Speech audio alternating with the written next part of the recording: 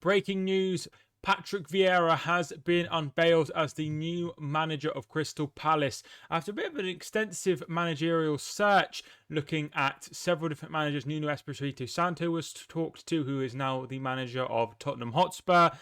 Lucien Favre was also linked, who is the former manager of Borussia Dortmund, but it's Patrick Vieira, the former Manchester City, Inter Milan, Juventus and Arsenal midfielder who's gone into management in the last sort of 5 years, is the new manager, and we'll be breaking it down in this video. But before we begin, if you do enjoy the video, make sure you hit the like button, subscribe if you are new, and put the bell notifications on as well if you want to get further updates about videos.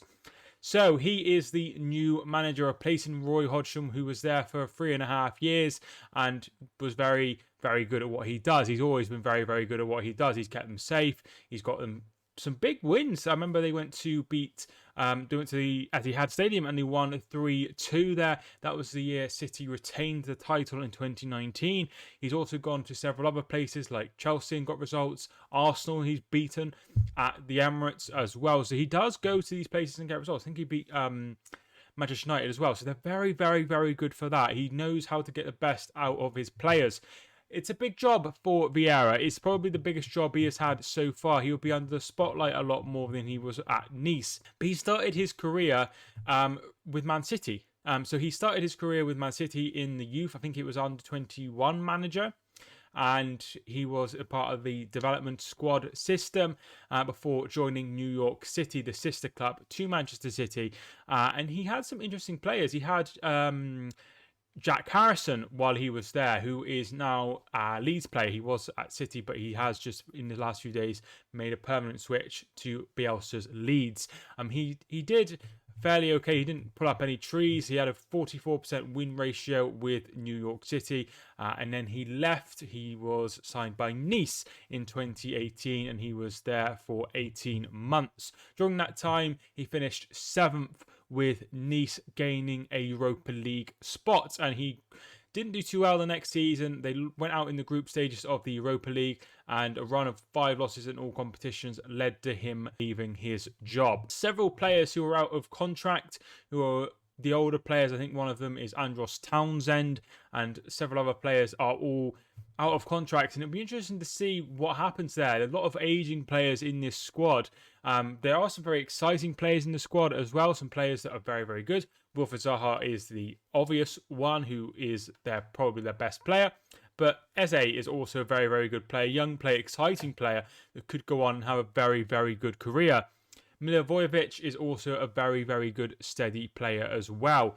But the last time they went away from Sam Allardyce left and they brought in Frank de Boer. De Boer was very, very much a completely different managerial.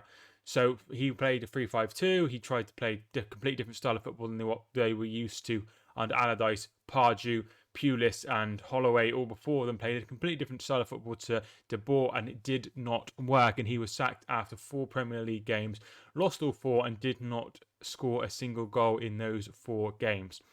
They went to Roy Hodgson, and I think he lost the opening 3 games as well. And I think they didn't pick up a single point after 7 games. But then they beat Chelsea, who were Premier League champions at the time, and then went on and finished fairly comfortably in the end. So they are going away from the British manager that they had with Pulis and with Allardyce and Pardew and Hodgson, and they've gone to a foreign manager who will probably play a nicer style of football than someone like Hodgson or Allardyce. It would be interesting to see how he fits in there. I think the people who they were linked with, Santo and Favre, would have been very, very good appointments, and I think they've probably been better than Vieira. But Vieira is a very, very much a young, up-and-coming manager. He is still, he's still very young. He is still in his 40s. Yeah, he's 45, so he's still young, and he's still a fresh manager. He needs a really, really good run with Palace to show his credentials, because if he does well at Palace, he could go on and manage maybe Arsenal or one of the bigger sides. And it's interesting that they've gone this way. I loved Vieira as a child, thought he was an absolutely phenomenal player, one of the best midfielders growing up that I loved. I absolutely adored him. I thought he was absolutely superb. So I really, really hope this appointment works out well. Obviously, a massively, massively brilliant player, as I said, and he's won so many titles. He's won Premier League, FA Cup, he's won Serie A, 3 Serie A's with Inter Milan, he's won the FA Cup with Manchester City as well, and he's won tournaments internationally with France, the World Cup in '98 and the Euros in 2000, of course. So he's done very, very, very well. Steve Parish, the chairman of Crystal Palace, says he's delighted and excited to see Patrick join Crystal Palace. They say how he's learnt his trade in the City Group, and then New York and Nice, and being in the Europa League, which is something that if they were to get into the Europa League, it would be an absolutely phenomenal achievement for Vieira. So if he could replicate that, I think that would be absolutely fantastic. He's got to be aiming for top half.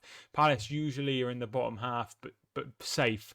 But I think a top half finish would be sublime, particularly in his first season. He'll be working closely with Dougie Freedman, who I think is like a director of football or technical director or something like that. He was manager, if I'm not mistaken, of Crystal Palace as well at one point, but he will be looking at bringing people from the academy. He has that experience of the development squad at Manchester City, and he would be able to develop players, and that could be an exciting prospect for Crystal Palace fans back at Selhurst Park.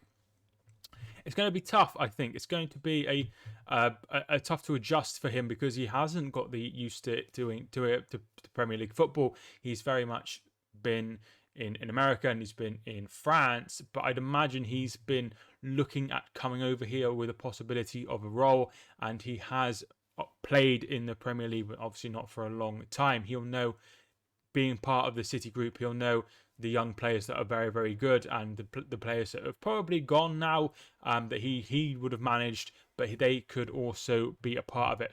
But like I say, a lot of players out of contract that he needs to sort out. They are all very, very stable players. They are fine players, but maybe he'll want to go a different way to Hodgson. Hodgson had a lot of experience. Maybe he'd want a bit more youth and a bit more creativity in the side. Can he get the best out of Zaha? Will Zaha leave? It doesn't look like it. There doesn't seem to be any jobs there, any offers there rather.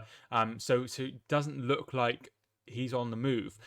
For me, I would like to see him do really, really well because I really liked him as a player. I think he's phenomenal as a player. And he is someone that could go on and have a very successful career in management. If he was not to do well, though, it would be very, very tough for him to bounce back from this. But he's got experience winning titles as a player. He's managed Nice. He's managed in the Europa League. He's managed in the top flight of France, obviously, so he's got the experience of sort of top flight football and in major competitions such as the Europa League.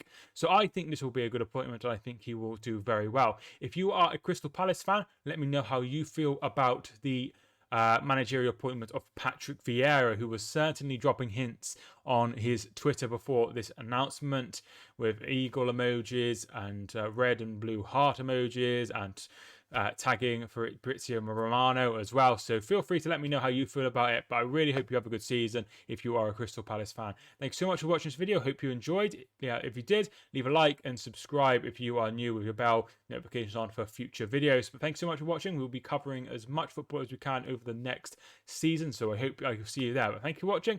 My name is Mike, and I will see you soon.